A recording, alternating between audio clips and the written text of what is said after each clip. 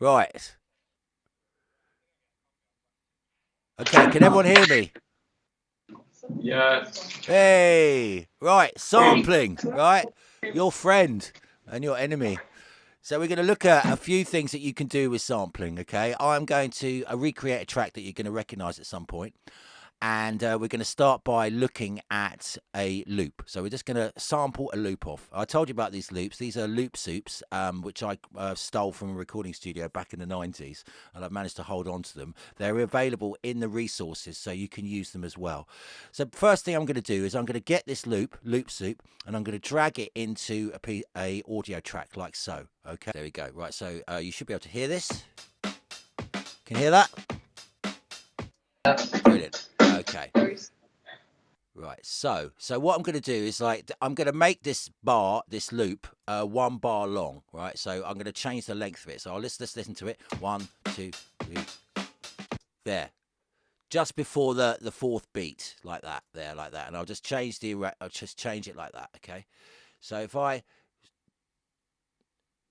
I can just truncate it. This is called truncating. This is a skill that you need to know. This is a word you need to know when you are doing your logbook. Is making sure that you use words like truncate.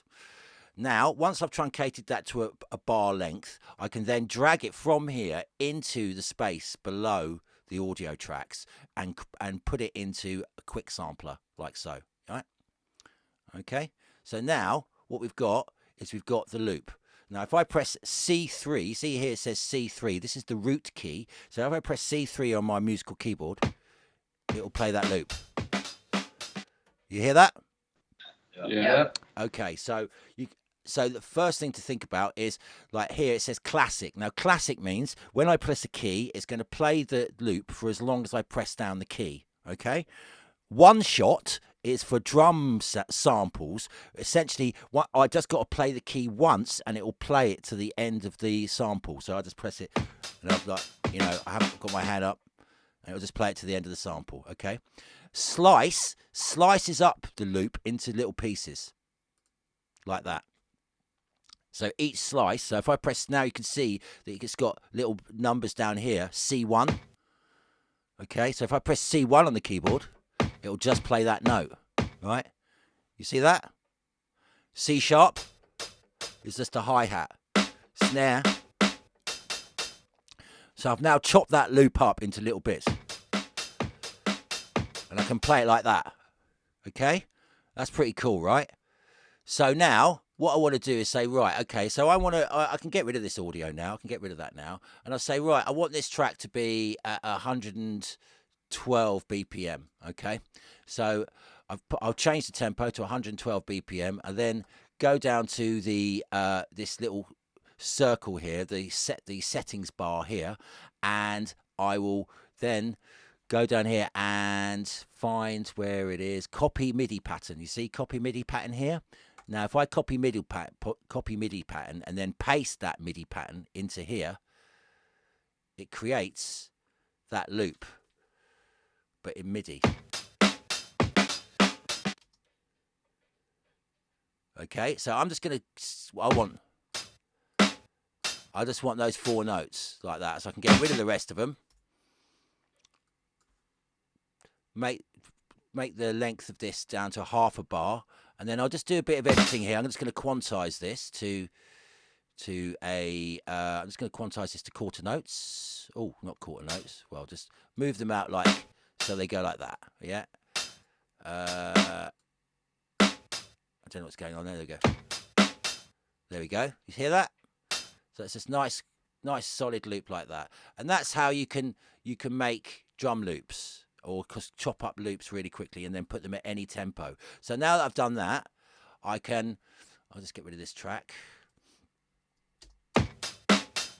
If I wanted to change the tempo to 160 BPM, I could do it. It'll play it at that tempo. Yeah. 170 BPM. Yeah. Or if I put it down to 90 BPM. So you can play any loop at any tempo. Okay. So let's just put it to 112 BPM like that. Now, other things you can do, you can pitch these as well. So I've chopped it up into little pieces. I can pitch it down. So even though it's playing at that tempo, I could say, right, I could make that go down to 5 semitones. And now it sounds lower. You can hear that sounds lower, yeah? I'm going to just change the latency on my output here, just to make it sound a bit better. Hopefully it'll still work.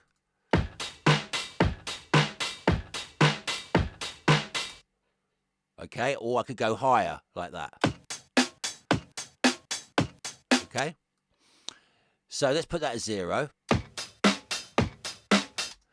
So that's one way you can chop up a loop. So that's quite cool. So let's just carry on a little bit and put in some other samples. Now here's a sample which is quite a long sample. It's a piece of audio. I'm going to put that in there, and I'm just going to truncate it so it starts at the beginning. Yeah, and start that at 0. Try and get that to 0.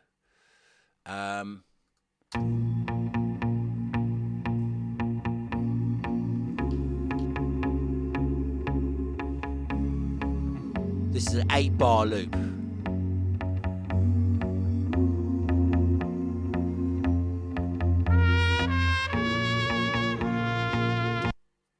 Does anyone recognise it? No? Okay. Yeah. You do recognise it. What is it? I can hear you. It's crazy. Yeah, it's actually from a spaghetti western. Now, if I play that with the loop, and I put a loop on it like this.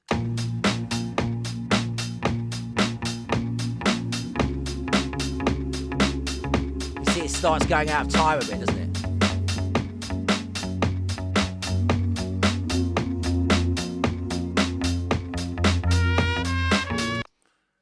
So you can see it goes out of time a little bit, right?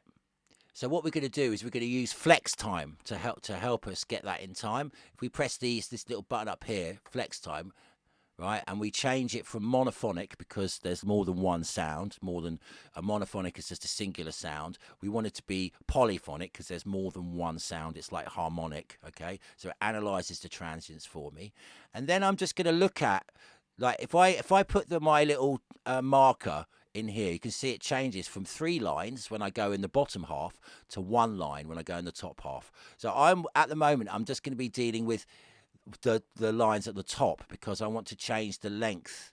I want to change this point, and everything else wants to change the same. So if I, for example, if I move it like that, I know this should be now be in time. Yeah. And now if any of those were slightly out of time, I could go zoom in a bit and go, right, actually, I want that one to be, I would go in the bottom half. You can see actually what it does is it creates a marker on each side as a kind of anchor, and then I can change this length inside, like that.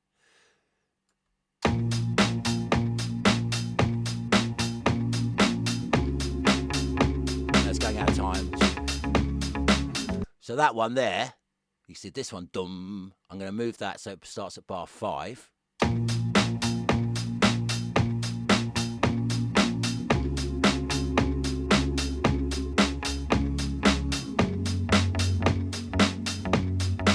Well, that's going out of time there, so I'll just move that one to there.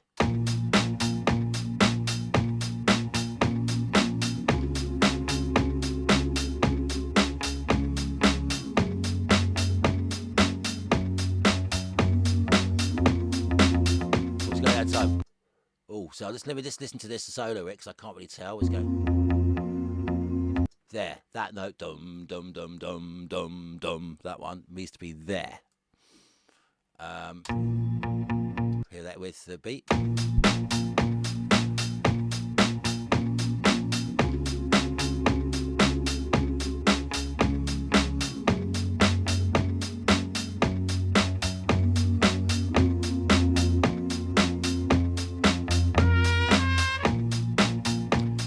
Right, so that last bit, da da, we don't want the sax, we don't want the horn in there. So what I'll do is I will use the marquee tool to separate out this bar here, right? Separate it out like that, and then I'll drag that there, and I'll just copy that part.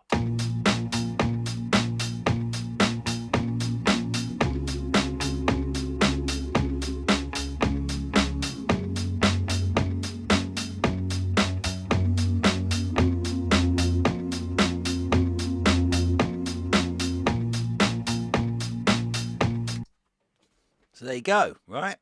So that's like how you can get something, a piece of audio in time with something else using flex time. Pretty cool, right?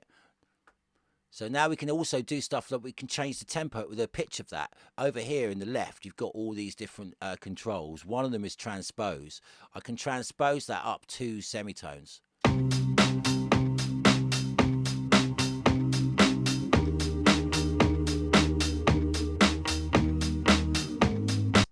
Okay.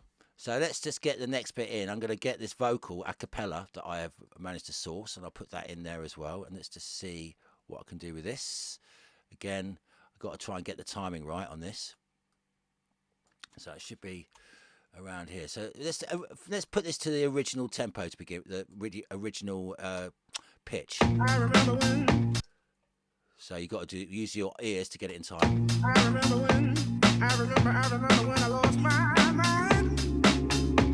There was something so pleasant about that place. Even your emotions had an echo in so much space. Okay, so that's in the wrong. Something's in the wrong key. I'm assuming the vocal's in the right key. So I'm going to change this. I'll try it down too. I remember when. I remember. That's not right. Let's try it up 1. I remember when. Let's try it 2. I remember when. I remember when I lost my mind. There was something so pleasant about that place. Even your emotions had an echo in so much space. I remember when I lost my mind. Okay, so that's it. That's in pitch. Just using these little things over here. So all I'm trying to do is show you different ways that you can do things. So at the moment, we've just basically what we've done is we've got a loop, we've chopped it up, we've put it in time, we've got a backing sample that we like, and we've put that in time using flex time, and now we put in a vocal and we've just moved that so it's in time with that. And what we're going to do now is we're going to take an individual note of this. I can get that one note at the beginning there, like that. So I separate that out, and what I'll do is I'll drag that into the lower area like this, create a quick sample, and now I've got this, and I can change the start point of it as well. Take it out solo, have a listen to this. And now I've got that sample on its own.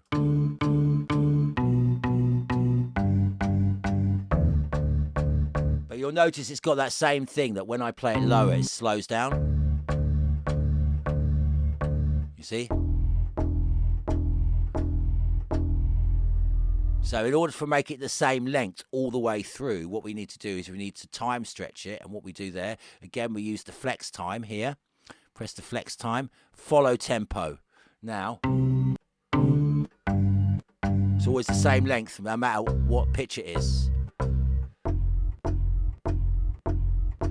Okay? And if you listen right at the end, you can hear there's a click.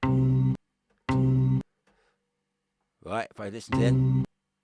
Right, so we can just fade that out using this tool here. There we go. So if I take this loop off, and then I can just do it. I can. I remember when I lost my mind. There was something so pleasant about that place. Even your emotions had an echo. I'll play in. In so much space.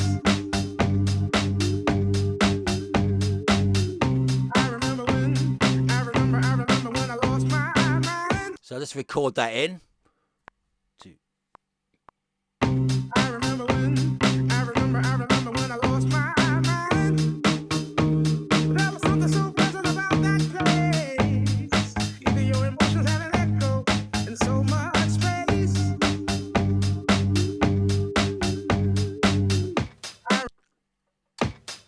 And then I'll just quantize that to make sure it's in time. I remember when I lost my mind. There was something so pleasant about that place. So I could make that an octave lower if I wanted as well. So I could double that up. I could go in here and I could take this and I could select them all. Here are all my notes, my funky notes. I remember when I lost my mind. There was something so pleasant about that place. Even your emotions had an echo in so much space.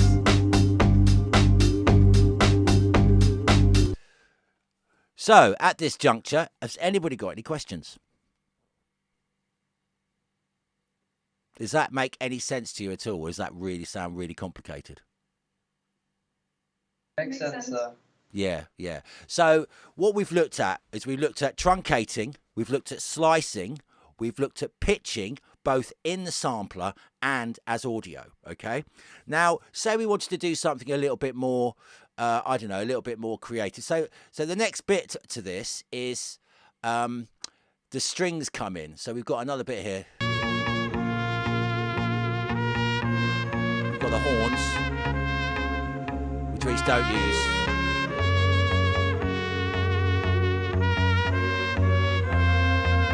Look, here. There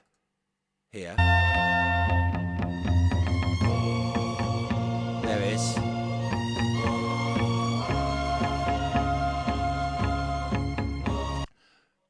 Right, so I'm going to put this in for the chorus. So let's just do the same thing. Now, I just wanted you to notice that actually this line starts on...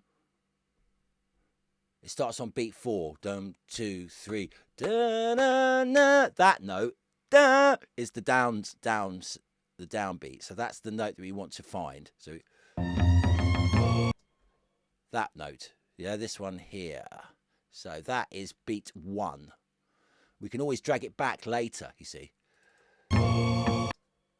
Is it there? It's there.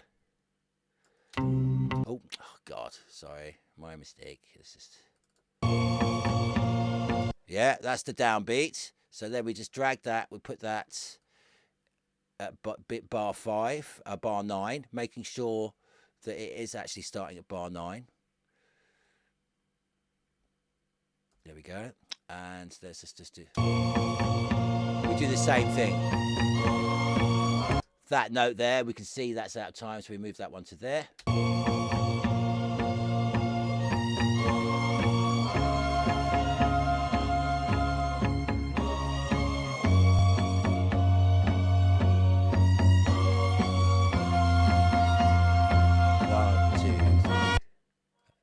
Then it changes again, so we're not going to worry about that bit. All we're going to do is just take this bar here and copy that on those 2 bits there, like that. And now get that loop, put that in there,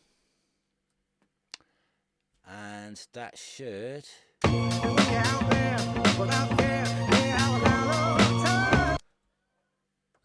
Oh, I'm in the wrong place, aren't I? Does that work? I want to go here, don't I? Is that right?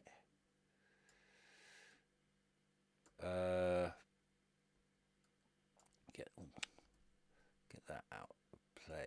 Play. That wants to be there.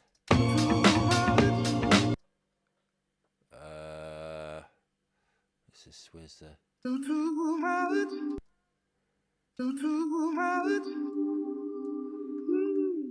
Does that make me cry? There, that's where it comes in. So we got another, yeah, that makes sense. So we got another 4 bars of this, 8 bars of that one, and then it comes in here. Does that make me crazy? Does that make me crazy? Does that make me crazy? Right, what's wrong with that? What can you hear what's wrong with that? Aha, well done. So that's it. So we highlight that. We say, right, we need to go put that, needs to go up 2 semitones.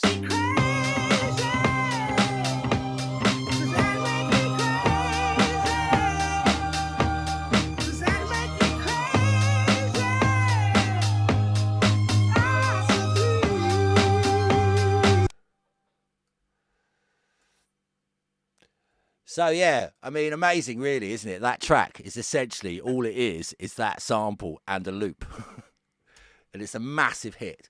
And it just goes to show how far a good idea and sourcing your samples is really key to everything here. Okay. Any questions at this point?